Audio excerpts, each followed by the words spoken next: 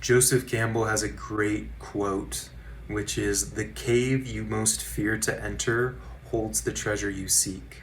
So you may have experienced this in your own life where you have a particular calling, something that is sort of speaking to you in your life. You might not know exactly what that is, but it's a feeling sense that you have a purpose somewhere.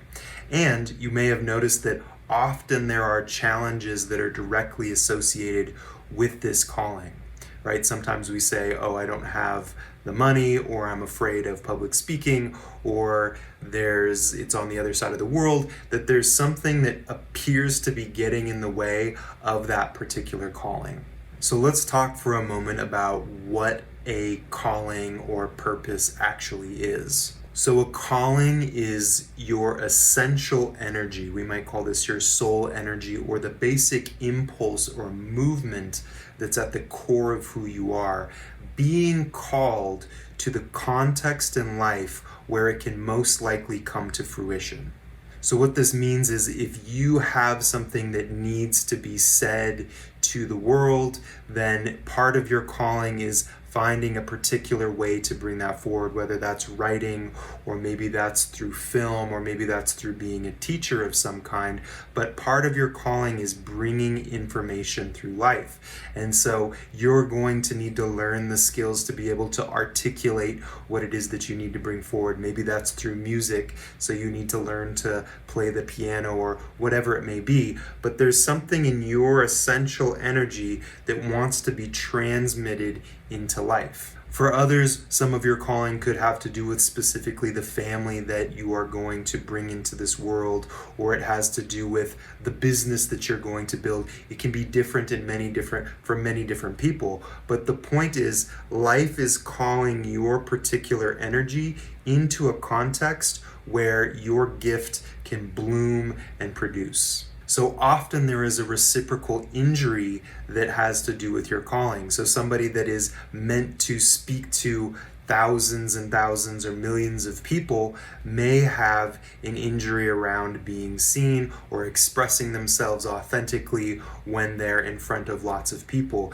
And that reciprocal energy ends up being something that they have to grow through in order to give their gift. So in other words, when you feel a calling, it's not that life is presenting you with a perfect situation for you to just sort of skip through and give your gift. Life is calling you to grow into the person that can actually give that gift. To bring your gift to the world, you must unlock the obstructions that appear to be getting in the way of you giving that gift. So how does this relate to the body and embodiment? Well, one way of understanding the way that energy moves through our system is that it actually comes down through our head, comes down through our nervous system into the planet, which it then recycles, and it comes back up through the body, through the nervous system, and back up.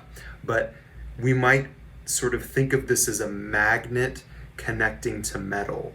And there are certain places where that energy, that essential stream of energy, is able to connect to the earth. The nervous system is open enough, the different channels are open enough that that energy streams through us and connects down into the planet, into matter. And there are other places where it's stuck, or it's been sort of inhibited in some way or another. And the places where it is stuck or where it's inhibited are the places where we have trauma of some kind. And often these areas are associated with the gift that we're growing into being able to actually offer.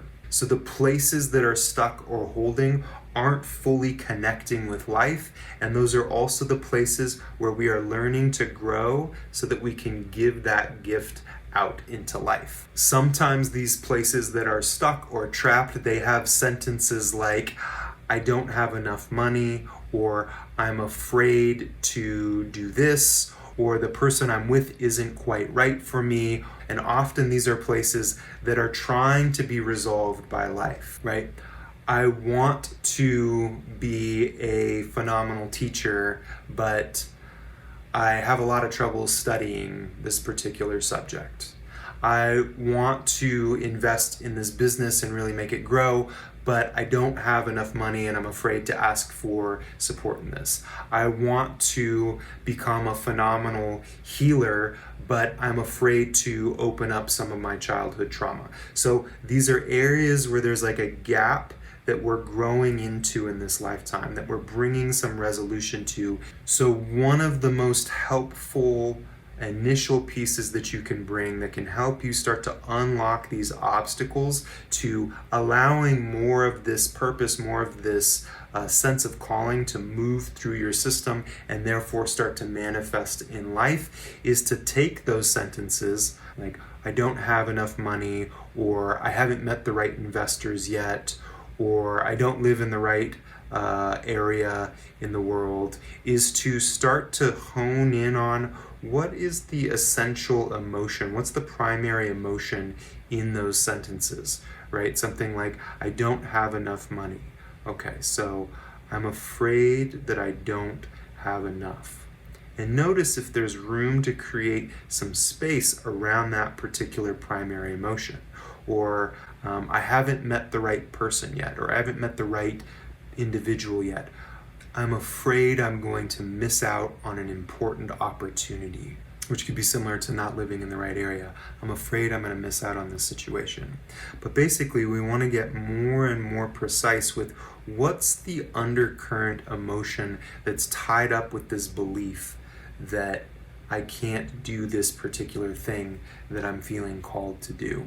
The more that we can get to these fundamental emotions, the more we're getting to the precise charge, the precise areas that feel stuck in our nervous system that are obstructing this flow of purpose, obstructing this flow of ingenuity, and this connection to our deeper purpose. So I hope this is helpful, and feel free to reach out, let me know what you think. You can hop on my email list down below for more exclusive content, and I look forward to connecting with you again soon. Take care.